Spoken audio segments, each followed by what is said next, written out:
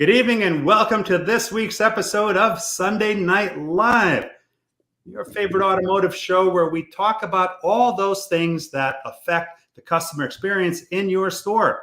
Because we all know it, the better the customer experience, the greater the trust, the more they come to you for service. And a customer that comes to you for service for the life cycle is 5 times more likely to buy their next car from you, even if the one they brought in for service was purchased somewhere else. So it's very important. Every week, bring on the experts to share with us what they do to help make that all a reality. And as my good friend Paul Machine always says, a rising tide lifts all boats. And by combining the information and sharing it, we've all got quite a few years in this business. It helps everybody grow. On Sunday mornings, we get up and we start our day with SDL, Service Drive Live. We're fixed ops professionals. I think, how many were on this morning, AJ? Do you remember? No, because I wasn't there. Oh. No, I usually am there every Sunday, as you know. I just I stayed at my daughter's last night, so we drove home, so I missed that. So, but typically there's 35 plus people. About 35, 40 people normally on there. And what's interesting is that it's coast to coast. Yeah. Because I mean, for me, it's 8 o'clock in the morning, or you and I East Coast, but we also have folks that are, over in California, like Lamont and folks like that are getting up at 5 o'clock in the morning. So kudos to them, Yeah. I mean, I would do it, but I like 8 o'clock a.m. better than 5 a.m. Gosh. Yeah, me too. Absolutely. So listen, AJ, thank you very much for joining us on the show. We're friends. We enjoyed some Abitz in New Haven recently, and I'm looking forward to the next time. But for the 1 or 2 people that may not know, who is this AJ Holst character? Why don't you tell us a little bit about what you do and your background and how you got to this point? Sure. First of all, thanks very much for having me, Paul. It's an honor to be with you as always. And for those of you that don't know what a Beats is, it's pizza. Don't let him kid you. It's a Connecticut thing. He gets all excited about saying pizza that way. But about me, I've been in the business. I literally just celebrated my 38th year in the industry. I started in sales. I was a salesperson. Then I was a service advisor. I was a service manager. And for the past 10 years or so, I've been doing consulting in dealerships. But what I really love doing, I love working with advisors. I like to consider myself more of a trainer, coach, mentor to advisors, because I remember how I was trained, and which was very, very minimal. And I think advisors have one of the most difficult jobs in the store, in that they talk to more people in one day than most people talk to in a week. But their training is sometimes really, really lax and doesn't necessarily prepare them for what the job is. So that's me in a nutshell. I go around the country. I go into dealerships. I like to consider myself the best service advisor coach that you've never heard of. But I really, really enjoy what I do. And currently I'm doing some work with Nissan and Infiniti, and I really love going into dealerships, working with advisors. There's nothing like the car business, man. No, man, it's great. And it's in your blood. It gets in your blood. It stays there. And I'm okay with that. All right, we've got a couple of comments I want to get to, and then we're going to jump right into it. Starting us off this evening, we have Wendy Reeves from Arizona. Good evening, beautiful people. David Wells, good evening. Mike Vogel, great to see you. AJ and Paul. And Robert Allen Carvel, good evening. Everyone remember to set their clocks forward. Well, the funny thing is, this morning, my clocks, I didn't have to change them. For some reason, they were on the correct time. Yeah, some of them did, some of them didn't. It was weird. Now, I have to be honest. I said, I wasn't home, so it's okay. Well, I got to be honest. The last 6 months, for some reason, it was off an hour. They were off an hour. Really? That's weird. Yeah, because I never changed them last time. Brian Cates, good evening. Ron Usher, my favorite retired technician. Hi, AJ and Paul. And Lamont Harris, he's no longer known as LinkedIn user. Good evening, gang. And Russell B. Hill, my man AJ, you are a rock star, my friend. Russell says, Thanks, what Russell. here? Thank you. Mike Vogel, time for SDL West Coast Edition again soon. Hint, hint, Joe and Eric. Lamont says, two of the best in the business, my Service Drive Live brothers. Yes. Robert Charbonneau, happy Sunday Night Live. Great to talk to you, both you and Lamont earlier today. And we have Michael Weldon, also from the West Coast. Good evening from Sagi, California. Freddie how do you pronounce? Is it Trujillo? I think it's Trujillo. What is that? Trujillo. Trujillo. All right. I'm sorry if I didn't pronounce that correctly. Says good evening, and Robert Sebastian hashtag the Laminator. Hello, gentlemen. All right, let's jump into it. Service Advisor best practices. We're going to go from step one, which is actually before the customer even gets there. Yep. Why don't you open it? Well, and again, these are, I think there's a lot of things. If most service advisors were trained very similar to the way I was, and that was, it's like you interview well, got a great personality, you can speak to somebody, and then what they do is they take you and they put you with someone, and they show you basically how to open and close ROs. That's what they do for the first couple of days, because the number one challenge with most advisors is learning whatever DMS that you have. So they basically teach them the rudimentary keystrokes that they're going to be doing a gazillion times, repetitious over and over and over again. Then a couple of days after that, they basically have you go and basically shadow somebody. And in my case, they said, okay, follow these two guys. And as soon as the boss walked away, they cornered me and said, shut up and do what we tell you to do. Basically, I was their gopher for a couple of days, tagging their cars and doing all that. And invariably what ends up happening is somebody calls out sick. Somebody's not there that day. The line is out the drive and out into the street. And the boss looks and sees you standing there and goes, hey, so what do you think? You think you're ready? Pride kicks in. You say yes. Then he goes, all right, good, get out there. And unfortunately, that's how many advisors are trained. So the fact that you want to start right from the beginning is great. So the first thing that I normally will sit down and talk to advisors about is don't worry about what you're going to be doing today. Figure out what you're going to be doing about the day before. So what do I talk about? I'll usually tell them, check your appointments. Be proactive. Don't be reactive. Check your appointments and see what's coming in for the day before, for the next day, whether they'd be appointments that are specifically asking for you, or maybe they're not asking for anybody. That, a lot of the online appointments now are miscellaneous advisor. So find out if there's a miscellaneous advisor. I don't know about you. I'm calling them up and introducing myself and saying, come in and ask for me. So look over your appointments, see what's coming in, check your history. Don't be a knucklehead and, tell a customer that, that they need a 30K when it was done the last visit. Look at what's going on, look at what they did in the past, see if something is coming back that may be a comeback, something that might be a hot case that you have to be a little bit delicate with. Make sure next thing I would do is call and confirm with your client. Call your customer up. Hey, Paul, this is AJ. You got a minute? Yeah. Hey, listen, I see you're on the appointment schedule tomorrow. I'm really looking forward to seeing you. If you have any questions, is there anything, I see you're coming in for an oil change and tire rotation. Anything maybe you want to discuss before you get here? You could ask something like that. If they're not there, if they don't answer, you have to leave a message. Hey, Paul, it's AJ from over at ABC Motors. Just wanted to touch base with you. I see that you're coming in tomorrow for an oil change. I really look forward to seeing you. Come in and ask for me. Again, my name is AJ Holst. I really look forward to seeing you. It's Utopia Motors, I think. But yeah, but you know what though? But you know what? It's a play on STL, Utopia Motors. It is. But the other thing too is you could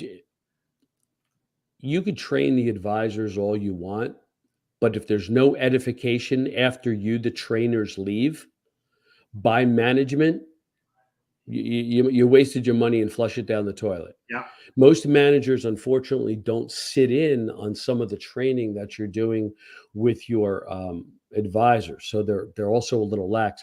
The other thing too that's really important that I really like to stress with advisors, and it often goes overlooked. If you have an appointment coming in, and let's say it's a special ordered part, check and see if the parts are in. If the customer was here, 2-3 weeks ago, and they're coming in for a left front window regulator, go to the parts department and put your eyes on it. Have the parts person or parts manager, parts counter person put eyes on it and verify that it's the left front window regulator. Don't assume it's right in the box. The reason why is I'd rather call the customer the day before and say, hey, good news, bad news. I got your part. It's here. Your name's on it. But when I physically went and looked at it, we found that the right one came in instead of the left. I know you're not happy. I apologize for the inconvenience. I'd be aggravated too if that happened to me. But I'd rather tell you than you waste your time and come all the way down here. Time is our greatest commodity.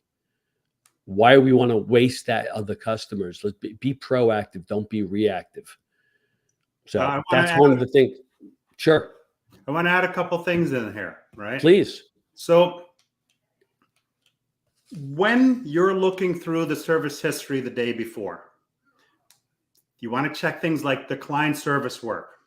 Yes. And as AJ said, you're looking at the history of what they've done. Now, we know particular models driven particular ways need certain repairs done. They need brakes done. They need tires done. We want to be cognizant of that so that when they come in, these are things that we look at. And as great as it is to call, I'd want to have a system that also texts and emails the confirmation, because half the time people don't pick up their phone these days. But I bet you, I don't know what the latest up to the moment stat is, but I bet you most people check their texts, even if it's from somebody they don't know, because you're just curious. So if you email, you call, and you text, I think you're better off right out of the gate. And then to follow up with that is if we all know who's coming in. Now, you don't know about the people that just show up, all right? Some stores, 50% are just walk-ins, 60%, some of them 70%. But if we do a good job as a store in educating them as to the benefits of using our convenient online scheduler, I think we can impact the number of people that come in just unannounced, and transfer some of those people into scheduled appointments. Because let's face it, if we know everybody that's coming in and we anticipate them at a specific arrival time, we're going to be able to give them better service. But most of the stores, if not all of the ones I walk into, I ask them, hey, how's your online scheduler utilization? And they all say, oh, it's not that good. Only like 15% of the people use it. Oh, all right. That's interesting. Well, part of the problem, Paul, too, is They don't promote it. And I'm not going to beat up on the sales department, because there's a lot of great organizations out there that really where the sales department really supports the fixed ops end of it. But on the other hand, there are also a lot that don't. Most dealerships, unfortunately, a lot of dealerships, their sales to service handoff is minimal or non-existent, right? And that's a conversation. That's a conversation that has to be had. And when we're talking about advisor training, I'll tell you this: if your service manager, for lack of a better term, if your service manager is too weak to go and have a conversation with the general manager, you as the service advisor maybe need to go and talk to your sales associates and work it out with them. Make it worth their while. Hey, listen, if I have a customer that needs a vehicle, I'm going to send them to you, but I need your help too. When a customer purchases a vehicle, could you give them my card? Could you give them a walkthrough? Could you show them when I was an advisor, when I was a salesperson, before that long, arduous wait before they went into F&I after you sold the car, and they're sitting there all, getting all amped up before they go into F&I. There's a lot of dead time there.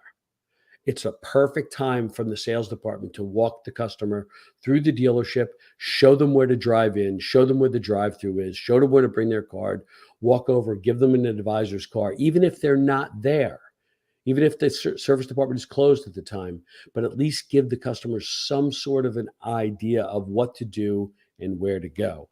But the service advisor, have some conversation with your sales department, your salesman, and build a relationship with them that work in harmony with one another, a little bit of synergy. Because everybody benefits. The moment the customer has a bad experience at the dealership in service because they're not aware of what happens, or maybe there's a bottleneck, they have a bad experience. We're at any given time one bad experience away from losing a customer. And then guess what? You as the salesperson lose that customer. Let me go to a couple of comments here. Freddie says, yes, AJ, you pronounce it correctly. So thank you. He says, history is big. Take notes too. 100%. Take notes, put them in the system so that you have knowledge of the customer when they come back. You know how impressed people are when you bring up something that you discussed last time? I walk into a hibachi restaurant a year later. This guy remembers my name. I was blown away. So at the ship, that goes even further. Joshua Taylor, hey folks, and TTFP.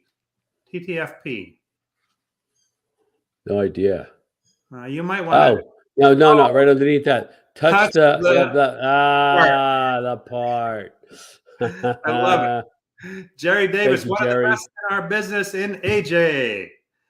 Ryan Baum, why can't the rich buy? What can't the rich buy?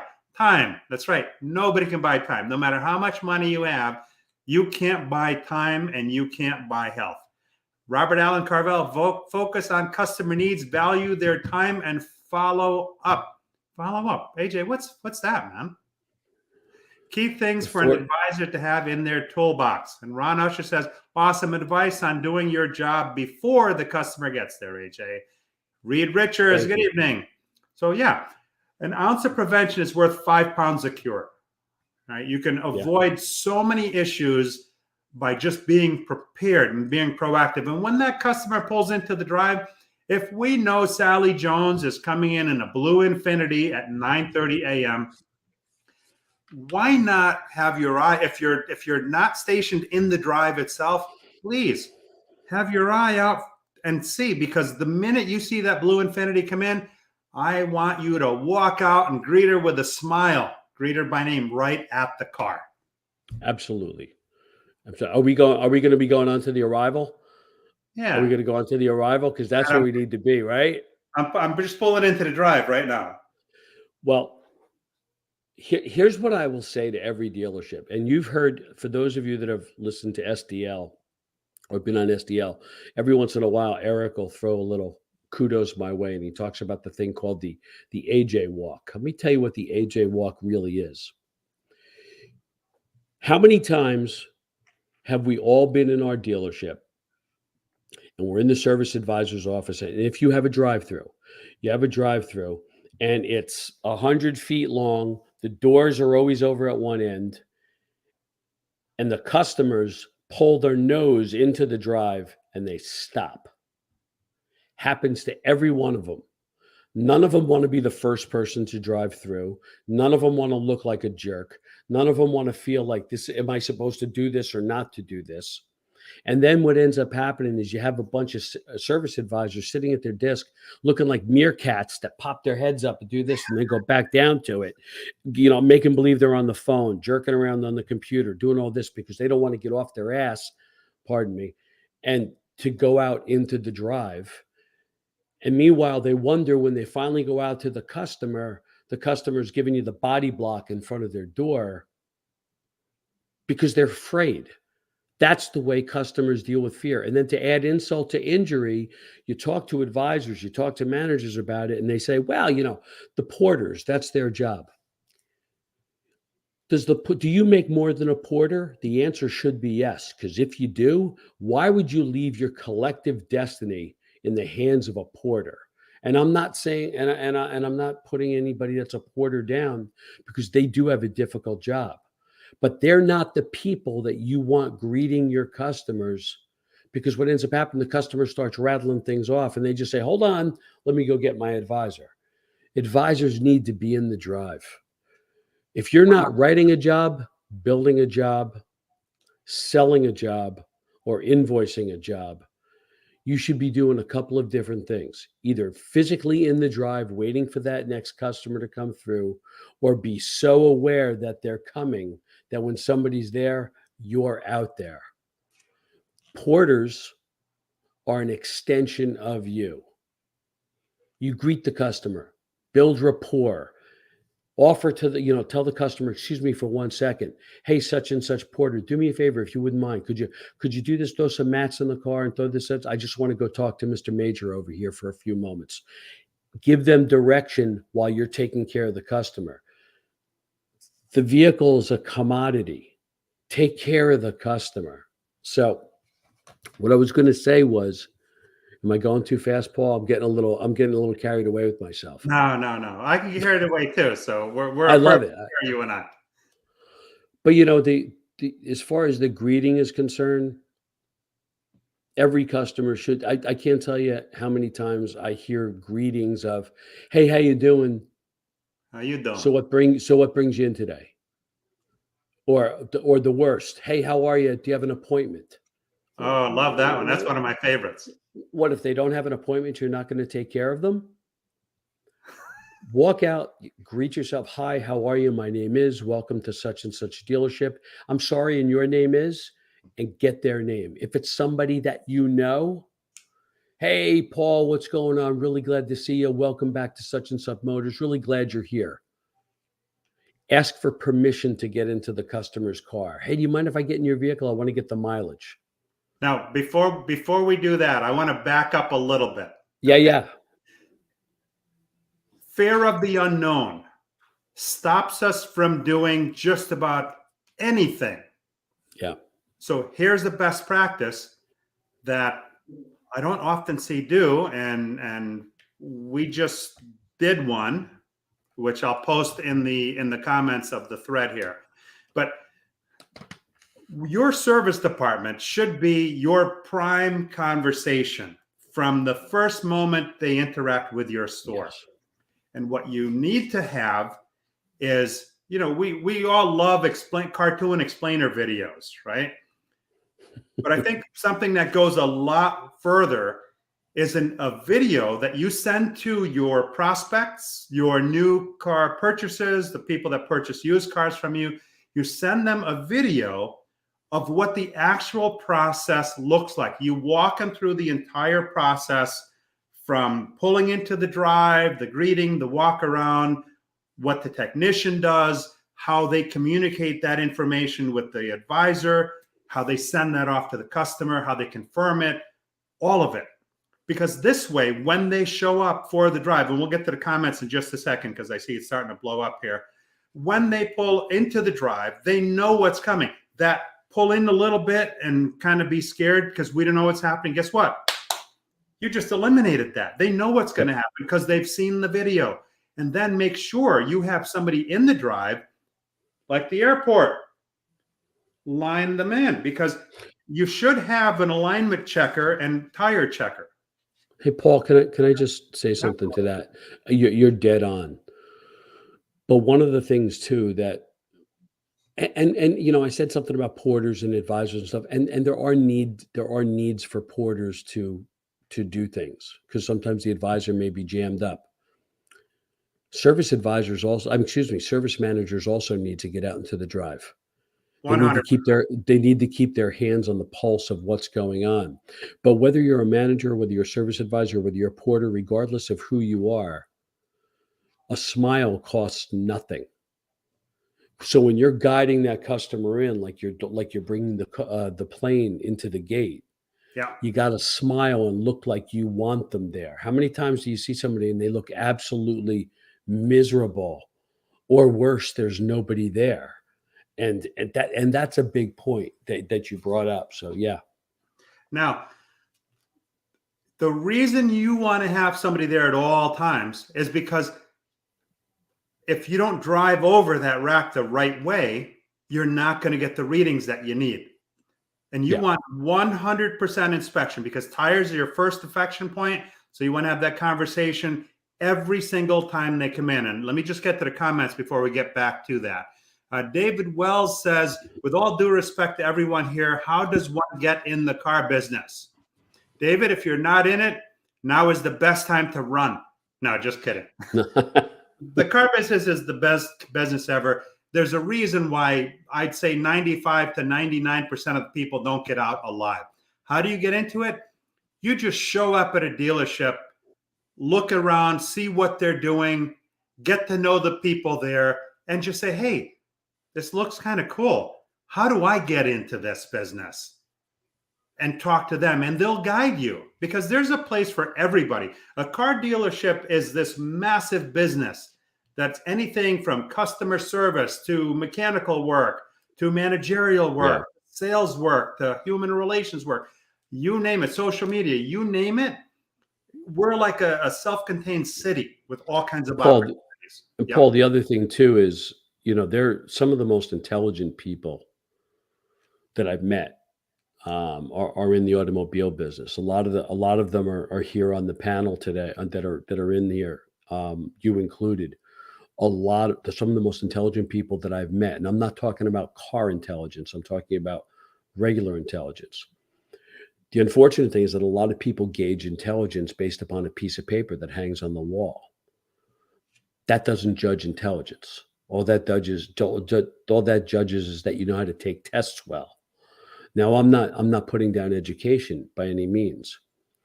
A lot of people have education, but the automobile industry, I ended up in it because I got thrown out of college because basically I was partying too much. But the fact remains is over the 38 years, I've just developed my craft and gotten very good, I believe anyway, at what I do. And so the gentleman, who's it, David Wells, that wants to know about getting in the car business, like Paul said, man, just be willing to be vulnerable. Go into a dealership, talk to somebody, talk to a general manager, a service manager, and ask, hey, listen, this is intriguing. I like this. I became a service advisor. I never changed oil in my life. I didn't know the difference between a water pump and an alternator. Swear to God, I didn't know. But I ended up, that's what ended up happening. This was a million years ago, but so just ask, be vulnerable, put yourself out there. And I'll take it one step further than that, David.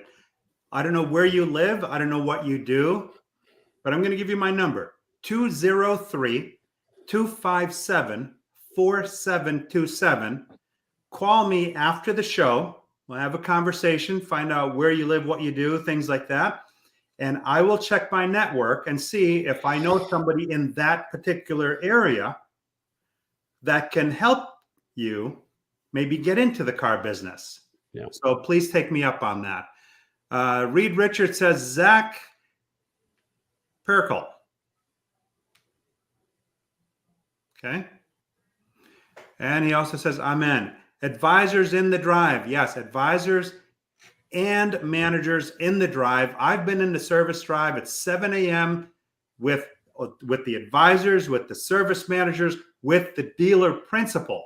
Now, that's commitment right there, to see the dealer principal in the drive at 7 a.m. Freddie says, worst advisors are meerkats, up, then back down.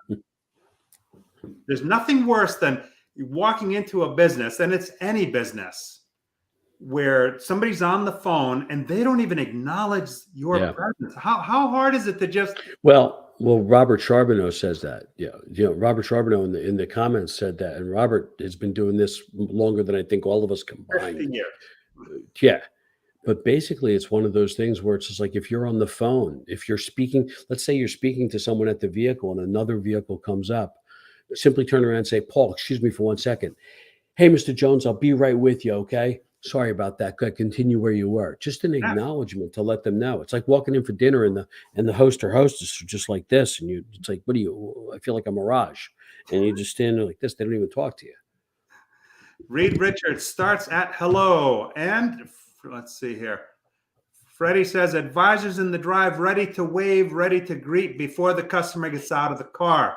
Reed Richards, right. Look it up. You'll see if there's an appointment. And you're here for service. Ha ha ha. Yes, I went to the grocery store to look at milk. Prime conversation. Spoke perfectly. Ryan Baum says, creating lifetime relationships with each and every customer. If that customer isn't asking for you the next time in the door, you failed them as an advisor and doing your job. That customer should be so blown away that they don't want to deal with anyone else other than you.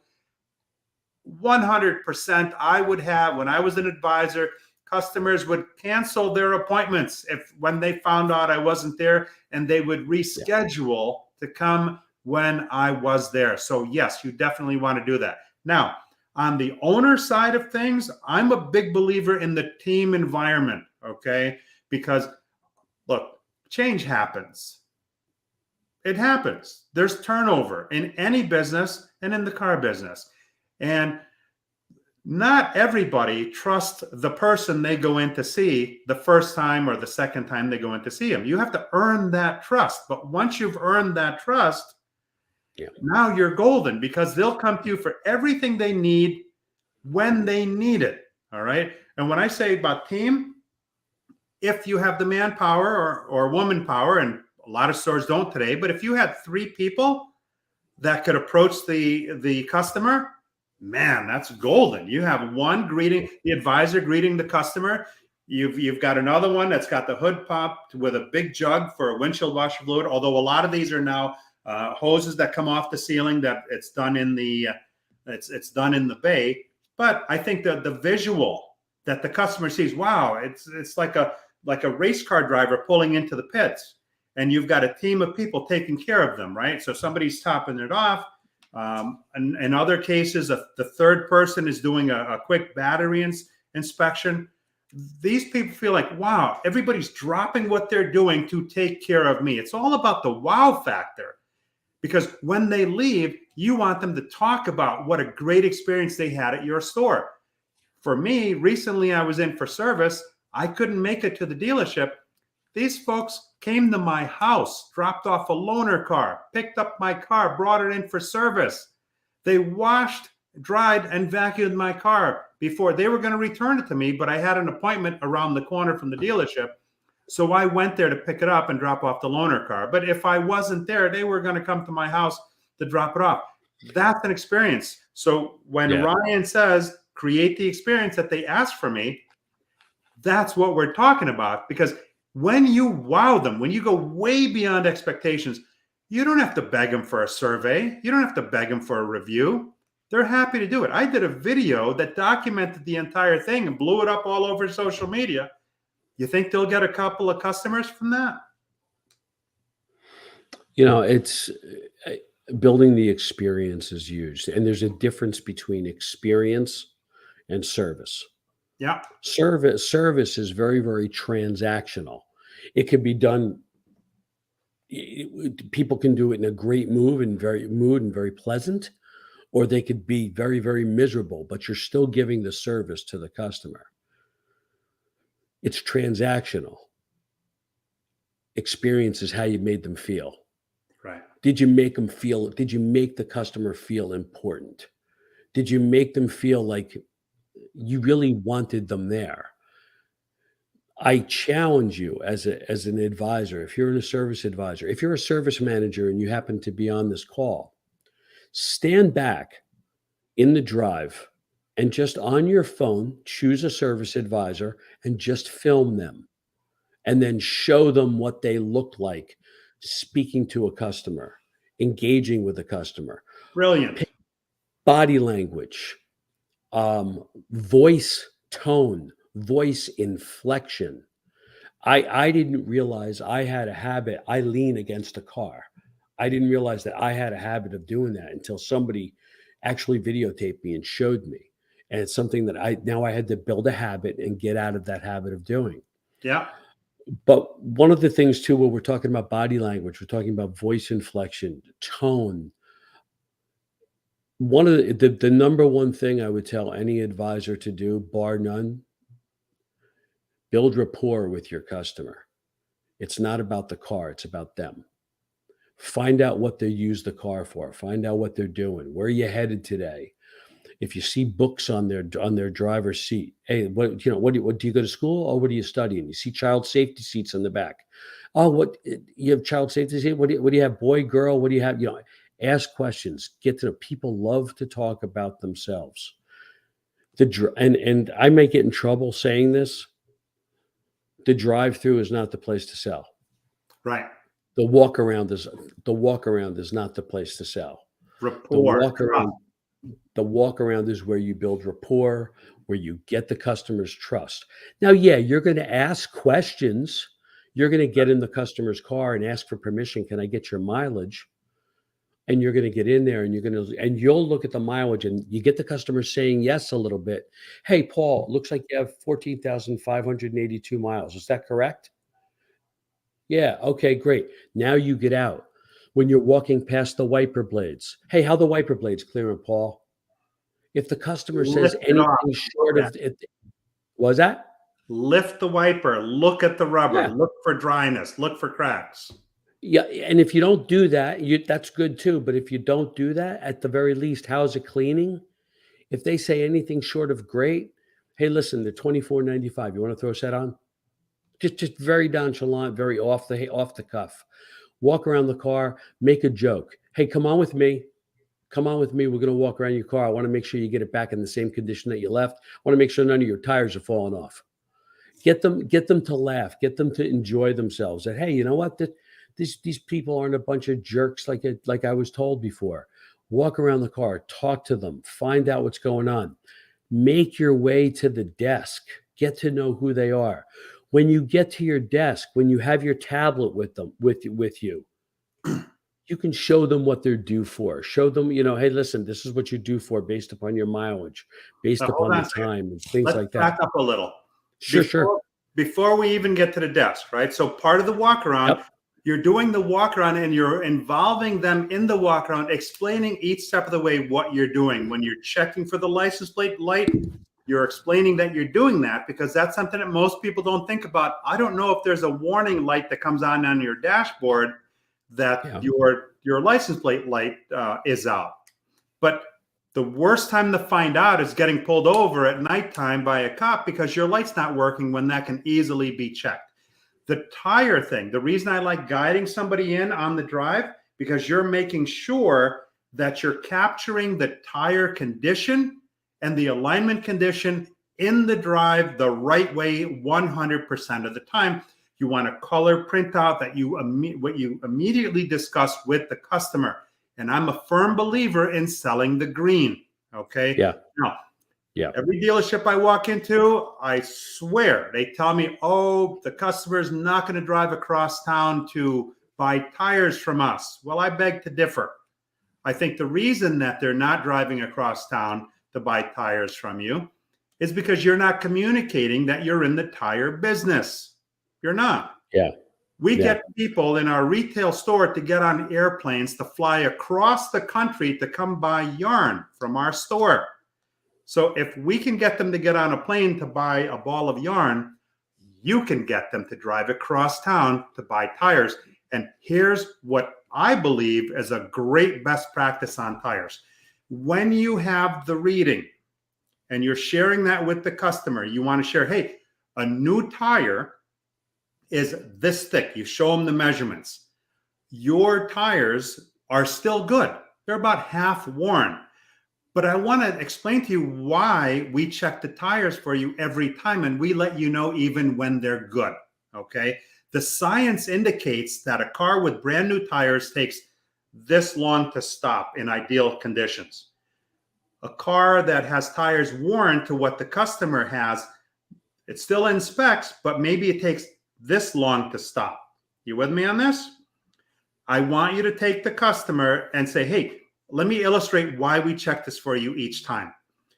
You both stand next to each other, and if it's going to take them 15 feet longer to stop based on their tire tread depth that's still within specs, I want you to walk with them 15 feet. 1, 2, 3, 4, till you get to 15. When you get to 15, you stop, you turn around, and you point to where you started from. And you say to them, you know what that is? They're not going to know. That's how much longer it's going to take you to stop between having new tires and the tires that you have now that are still good. You don't need to change them, but I want you to understand why we check it each time. When it gets down to a certain minimum thickness, and we'll check this for free for you every time because we want to make sure we're watching out for your safety. At that point, we'll tell you it's time to replace them. But I just want to illustrate the point, because when it takes you this much longer to stop, that's assuming you're not distracted, it's not snowing, it's not raining. Now, do you understand why we do it? Oh, yeah. So by the time they've come in 3, 4, 5 times and they need the tires, you've changed the conversation from how much to, oh, how soon can you get them on the car? Now everybody knows you're in the tire business. So now we're going on to the desk, and please continue, sir. Well, the only other thing I was going to say is the number one thing that we do as advisors is build a relationship with the customer to get them to come back. That's the number one thing that we do. And the only way you do that is to build rapport. I'm not going to dwell on that. I could talk about it all night. One of the things I would tell everyone to do, go onto YouTube, look up Tony Robbins building rapport. It should be required viewing for anybody that deals with anybody. Building rapport, Tony Robbins, go on. The other thing, to Paul's point, the multi-point inspection is the number one tool that we have in our industry where the technician communicates with you and you communicate with the customer. So often I hear, let me tell you what we're going to do. We ain't going to do anything. The technician is. Build credibility in the technician. Introduce the multi-point inspection often and early. And a great way to say that is, hey, listen, the technicians are going to be looking over your vehicle. And you could do this in the walk toward the desk. Hey, by the way, Paul, I just want to let you know, our technicians, they do this really cool inspection. It's called a multi-point inspection. You've been here before. You're probably familiar with it. But what it looks like is a stoplight. It's green, yellow, red. Green means everything's great. Yellow needs attention soon, and red needs immediate attention. We do that every time you come in. And what I'll do is, as soon as the technician is completed with that, I'm going to get that to you. This way you can see it. We'll go over it together. And now's a great time to say, hey, so Paul, what's the best way to reach you? Is it text? Is it a phone call? Is it email? Which is the best way? And then you just start that conversation rolling in. But introduce the multi-point inspection early. The reason why I like to use the fact that it looks like a stoplight, people think in pictures. 100%. They do not think in words. When you say it looks like a stoplight, immediately your eyes go to what a stoplight looks like. It's also like describing a set of brake pads. A thickness, a set of brake pads. Do you know how thick a set of brake pads are, Paul? At 3 millimeters, you change them? You know what? We live in the United States. What do we measure in? Inches, yards, miles. What the hell's a millimeter? Right. People don't know. But if you tell them that a brand new set of pads out of the box is the thickness of a deck of cards, they immediately go to what that looks like. So it just speaks volumes when you can speak in pictures. Yeah. Don't speak car talk. Just don't speak our jargon. And I know millimeters you could say millimeters, but hey, let me put that in perspective for you. This way you can give it to a customer, look and doing it that way. Brilliant illustration of the point, because if you make it relatable, it becomes understandable, because you don't embarrass the customer. Yeah. They may be too embarrassed to say, hey, I don't understand. Let me get to a couple of comments before we get too back up here. Robert Charbonneau says, put a bell on the drive that rings every time a car pulls up onto the drive. All advisors look up. 100%. I mean, we hear the swoosh, and hopefully we have facilities where we're actually in the drive. I think that's the best possible scenario. Yeah. Steve Chesson, my BDC reps schmooze. I bet they do. Reed Richards says he's always dead on. Reed Richards, Steve Chesson missing business out of their lane. Steve, this guy, I don't know if you're connected with him, but you should be, because he was way ahead of everything that we're doing today.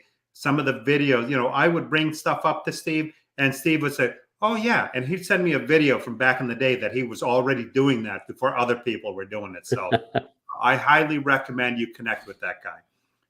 Robert Allen Carvel said, Robert Charbonneau, just like an old gas station full service bell. Yeah, I remember Andy Covel's gas station. It went ding, we went running out. Freddie says, how about some clearly marked service drives, some arrows, please pull forward, signage, just in case they missed the friendly waving advisor in the drive or the video that you send them ahead of time. We know they're coming in, or we know they've inquired about service. We know they purchased. We want them to service. So you want to send them that video. Again, I will include a link to that video in the comment section.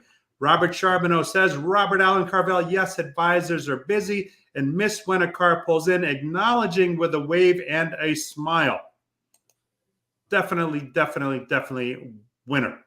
Robert Allen Carvel said, working at a dealership is the best kept secret to a well-paying job. There are people that go to 4, 6, 8 years worth of college that sometimes don't make what somebody that just went to high school but worked their way through the dealership makes. It can be an extremely, extremely lucrative position.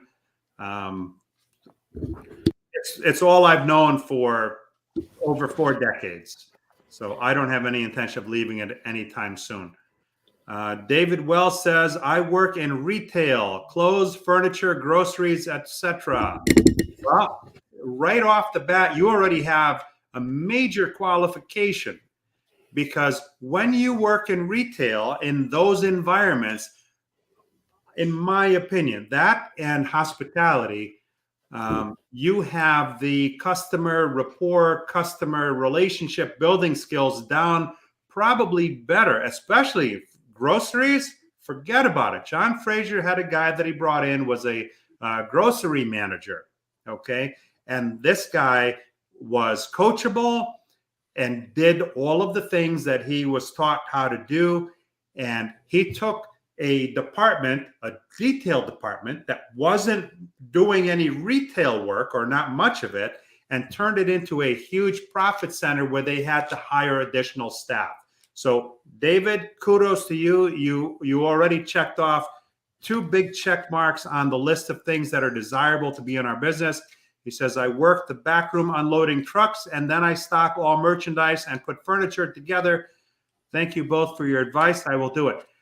You unload the trucks. So you have customer service skills. You're not afraid of hard work, and you have an analytical mind because you're able to put things together that most people look at and either say, well, how the hell do I put this together? Or they have pieces left over. So you would fit right in. Please take me up on the offer. Call me and I will help you. Your phone number is there. All right. Then what I'll do is I will call you tomorrow. All right. On your phone number. Reed Richards says 3 people. Yes, that's what I spoke of earlier. Wow, I was a little behind on this comments here. Pit stop environment. Make them feel important. They'll remember it, because guess what? Most other places they go, they pull in. Nobody greets them in the drive. They have to then find an advisor or where they're supposed to go. They drop off the key. They leave. They have no idea what goes on behind the wall. If you're a dealership that's fortunate to have a glass wall where people can see from a distance what goes on, that's way better. But there's nothing better than being in the first-person view over the shoulders of the technician, doing the actual inspection, so you can see, going through the multi-point inspection on their phone, checking off the items, putting in the specs, and then sending that to the advisor and watching the advisor communicate and send that to the customer. That is powerful. Yes. Paul, one of the things I would say is anyone on the call here, figure out a way of how you want your technicians to do the multi-point inspection if they're doing a video multi-point inspection. Don't let them half-ass it. Don't let them do it their own way and wing it. Yeah. Make sure you set parameters of Standard. exactly how you have a process, set a process of how you want it, how it's done. Now, make a script for them. Start here, show the license plate, show it's the customer's car, however you want to do it. But whatever you do, make sure you have a process. Yeah. And once the process is down, then you can have the technicians kind of like bring their own personality into it and do it themselves. But Make they it still your have own. to stick to the process. Make it your own, but you still stick to the process. Yeah. Because God forbid they come in. And what I like about the team environment is because they get to know everybody in the store, Yeah. right? If I'm a dealer and I've spent millions of dollars to put up a beautiful facility, $20 million in some cases, right? If I've got a 2-story job going with an elevator, if I spend that kind of money, I want to build a relationship between the customer and the store and the people in the store, the people as a team. All right. Right. I have 4 people that wait on all the customers. I want all the customers to know all of the advisors, because God forbid somebody stubs their toe or they're out sick one day and they don't know, and the customer shows up. Where's AJ? AJ's not here. Somebody strange comes walking up to him. The guard's up, right? But guess what? If you know AJ, you know Paul, you know Eric, you know Joe, you know everybody. Hey, where's AJ? Oh, hit a hangnail today. You couldn't make it in. Oh, that's okay. You're great, AJ. Here, and then you start with them, right? Right. That's priceless stuff. Let's see, a couple more comments. So that's why I like the team thing, if you have the manpower for it. But again, if you don't have the manpower, become more efficient. If you become more efficient, you don't need as much manpower, Right. because you're eliminating some of the roadblocks before they even happen. You've anticipated the problem and you've accounted for it. Let's see here. Reed Richards, I love what you said, building the experience. Man, it's a way ahead of whatever is in second best, man. Ron Usher says, you guys are 100% spot on tonight with a double thumbs up emoji. Thank you, Ron. David Wells says, with all due respect to everyone, you can find my updated 2023 resume and profile on indeed.com/David Wells. David, I'm going to give you a little insight on Indeed and other sites like it. They get thousands upon thousands of applications.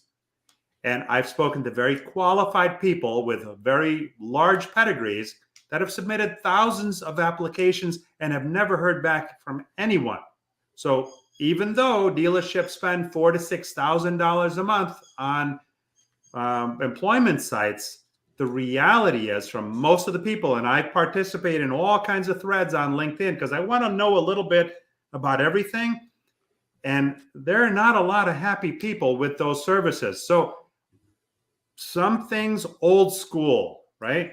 Maybe you get a lead on Indeed about somebody who's looking for something, but go kick the door down. And I'm joking about that because you don't want the police to be involved. But go there, make an impression. Because sometimes somebody that's sitting in an office that maybe doesn't even have windows, that has no clue what your personality is like. Does anybody know how excited you are if you're not in front of them, or if you're just handing them a piece of paper? Yep. You want to talk to me and find out what I'm about, or do you want to look at a piece of paper? What makes greater impact? What do you think, AJ? Be willing to be vulnerable. Yeah. I mean, my wife is in healthcare, and my wife is actually looking for a position right now. And in healthcare, it's a lot of bureaucracy. You got to go through the HR departments. They put things on Indeed. And like you said, there's a lot of applicants and so on and so forth. And I have conversations with her like, why don't you go there? And she looks at me like I have 10 heads. My daughter-in-law, she's in HR for a very, very big company. If I said their name, you'd know who they are. She's a big boss with them. And she's like, no, you don't do that. Our industry, the automobile industry, is one of the last bastions of true networking where you can know somebody and say, hey, can I come by the dealership and see you? And they could hold your hand and literally walk you up to the person that is the decision maker that can actually get you in a position. So David, just do this. Just be willing to be vulnerable. Yeah. Get out there, knock on a door. Nobody is going to turn around and say, beat it, get the hell out of here. They'll take your resume. Some of them are going to smile at you and say, I'll get back to you. Some of them are going to sit down and talk to you. Some of them, they won't do anything at all. Some will, some won't. So what? But just get out there and do it. That's all I would say. Yeah. Freddie says, don't lean against the cars. Once in a while, I still have to tell an advisor or a porter, don't lean on the car. He says, ask the customer, how do you like your wipers? Simple question. You're not asking if they need wipers. You're asking if they like their wipers. You're inviting their opinion and opening conversation towards a sale. 100%. Start the dialogue, because more often than not, they've forgotten about it because it hasn't rained in the last few weeks. And there have so many other things, so much other noise in the way, they won't remember. But guess what? If it rains 2 days afterwards, they're not going to remember that they forgot to check it. They're going to blame you because, hey, I just had the car in for service, AJ. Why didn't you check my wipers? Well, not only that, but if you ask them, hey, how your wipers clearing? If they turn around and say, they're all right. No, I don't want to do anything right now. And then the multi-point inspection comes back a half hour, 45 minutes later, and the tech says the same thing. Now it's adding a little credibility. Now they're hearing it twice. Yeah. So, and if they don't do it, I'd be shocked. Reed says step test. And Ron says, thank you for recognizing the tech. Man, the tech is the most important part in this. Not just a mechanic. It's electromechanical engineers. These techs are smarter than most anybody and everybody that walks through the door, because they have concepts that they understand that most people don't even know. Robert Allen Carvel says, use a layman's language. 100%. So the text on the inspection, he sent it off to the advisor. The advisors communicated it to the customer. We hope. We hope. 100%. Listen, a lot of the times, and you can't expect what you don't inspect. Yeah. A lot of times service, what do you call it? The service consultants sit on it. They're afraid. They're afraid. They prejudge. Make sure that they're sending it. That's what that's all about. Absolutely. And turn it from you're not selling. We're in the education business. If we educate the customer as to what the condition is based on the measurements and what the ramifications are of doing or not doing, let them decide. You'd be shocked sometimes. You think you're scared to ask somebody to fix the brakes, to do the suspension work, to do the service, to do a new battery because it failed the test, even though in the summertime the car started. But guess what? The first time it hits negative degrees, that car's not going to start. You'd be shocked. Let them make a decision. Paul, the other thing too is that a lot of service consultants are afraid to ask for the service advisors make the same mistake that salespeople make when it comes to selling a job, and that is they don't ask for the sale. You have to ask for the sale. And how do you do that? First of all, you have to know what you're talking about. So educate yourself. There's no excuse in the world not to educate yourself. I knew nothing about cars. I had to do it. Now, you don't have to diagnose the car, because if you could do that, we don't need you. We don't need the technicians. Right. Find out how things work. Talk to the technicians.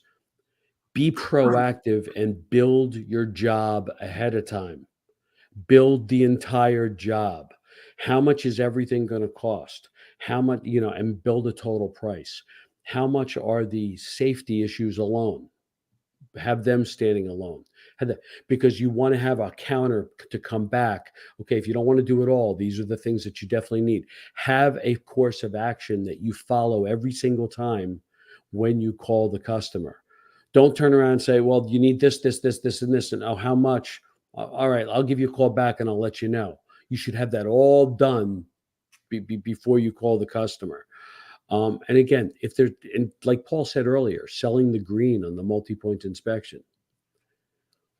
If there's nothing going on with the vehicle, if it doesn't need anything, that doesn't negate the fact you still have to call the customer and let them know what the hell's going on.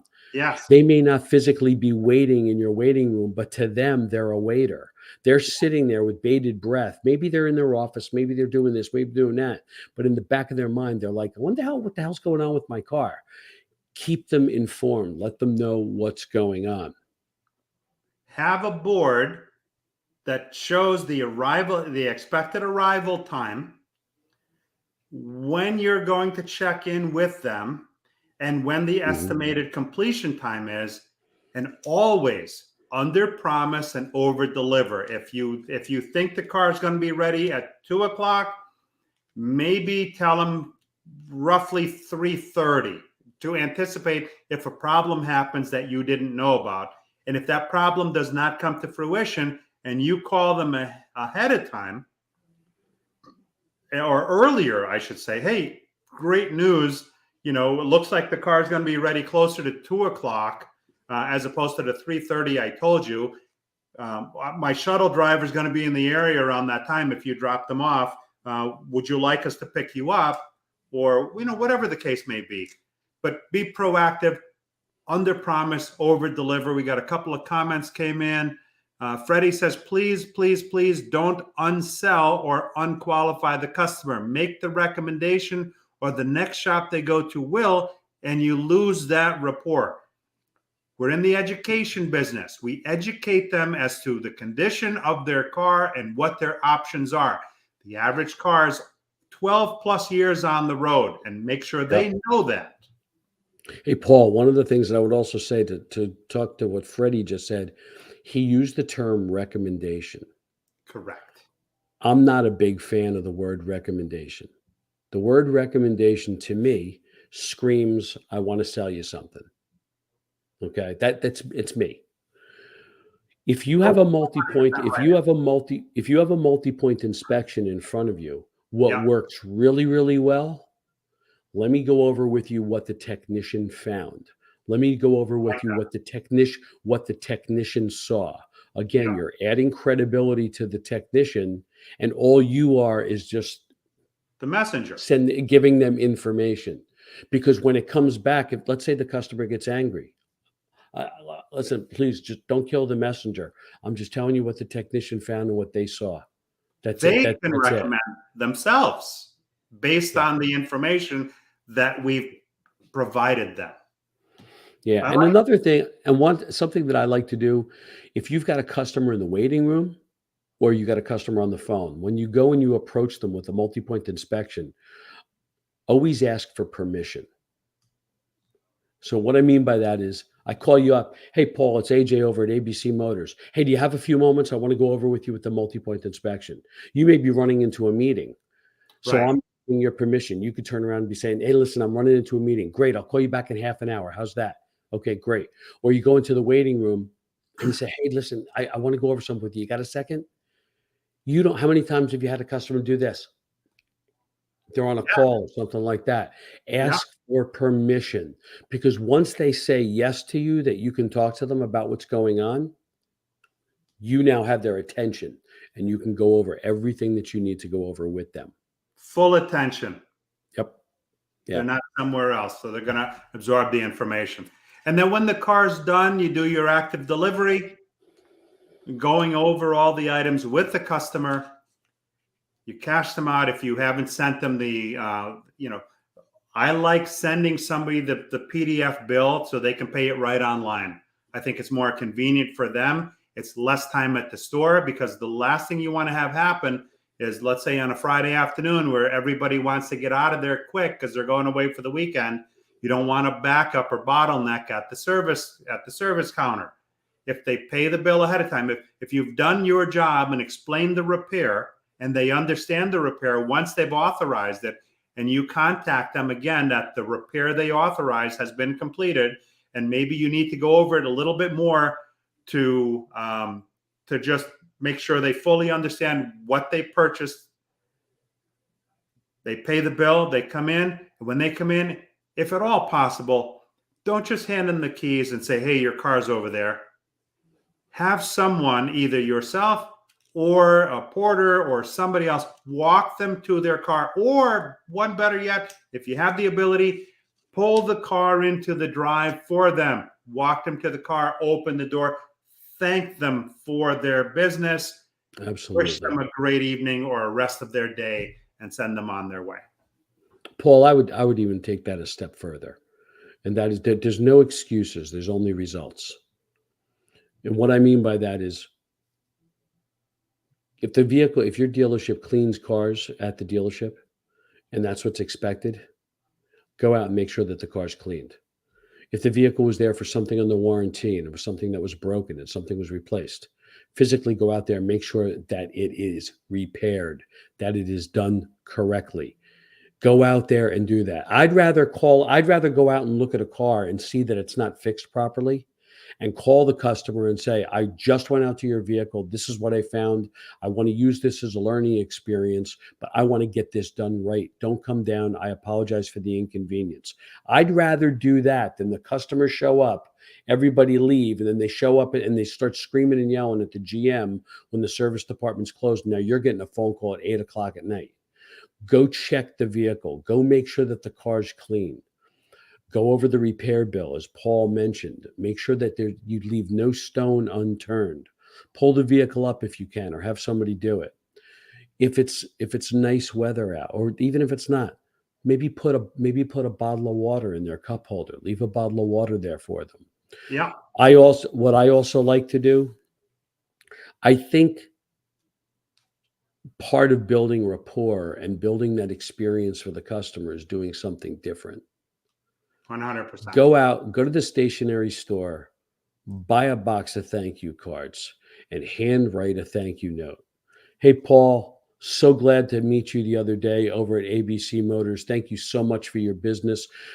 I look forward to working with you in the future. If there's anything I can ever do, please don't hesitate to reach out for me. Best regards, AJ Holst. My business card in there. Boom, close, send it out. The dealership will probably reimburse you for the cars. They'll mail it for you for free. No and question. I'll tell you what, it goes a long way. It goes a long way. And the only other thing is make sure you know your audience. Yes. I hate text messages. I hate them. Paul, how bad am I at returning text messages? The worst. I have to call you out every time. I'm awful. But that's me. Some people may love text messages. Some people like the phone call so they can hear your voice and what it sounds like. Other people want an email. Make sure you know your audience and how you need to communicate with them. All right, a couple last comments before we wind it down. David Wells says, I get off from work tomorrow at 1 p.m. Central Time. Awesome. I'll call you in the afternoon. Ron Usher, I always told the young techs, the people out there waiting for their car is like a person waiting in an emergency room at the hospital. Yeah. Wow, we went way over. I'm sorry, brother. No, I'm trying to come up with the right formula. An hour was it. Then I said, no, I should do a half hour. But then a half hour wasn't enough. And then maybe 45 minutes. So some shows are going to be 30 minutes. Some shows are going to be an hour. Some shows like this one went a little over an hour. But there's a lot of information. There's a reason why when AJ or myself come into your store to train, we're there for a few days. This is not an all-encompassing. There's so much we covered here today, and there's so much we didn't even get a chance to get to. This is a science, not voodoo science, a real science that helps you build the best customer experience and keeps them and their family and their friends and their coworkers and everybody they come across want to come to your store to do business with you. So AJ, with that, I want to thank you so much for coming on, spending your Sunday night with us, sharing mic drop nuggets that help everybody. My pleasure. So the audience, thank you for watching. Thank you for participating and supporting the show every week. And to those watching on the replay, thank you. If anybody sees value in what we shared here, and if there's a store that can benefit from some of the things that we discussed, by all means, share that information. And both AJ and I are tagged in this post on LinkedIn. If we're not already connected, please connect with AJ, connect with me. And like most people, you remember what you forgot to ask when you had the opportunity. The beauty of the internet is that we're only a click away from a phone call where you can ask us. I'd welcome the call. AJ would welcome the call. Any final thoughts that you want to share with us before we sign off for this evening?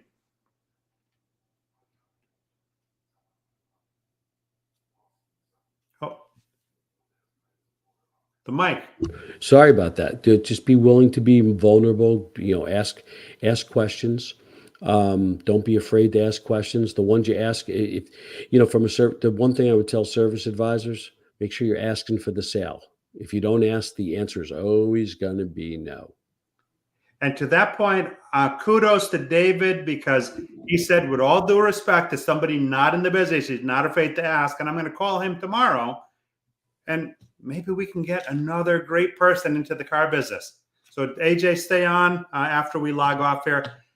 Have a safe and successful next week. And we'll see you next week on Sunday Night Live. Thanks for watching.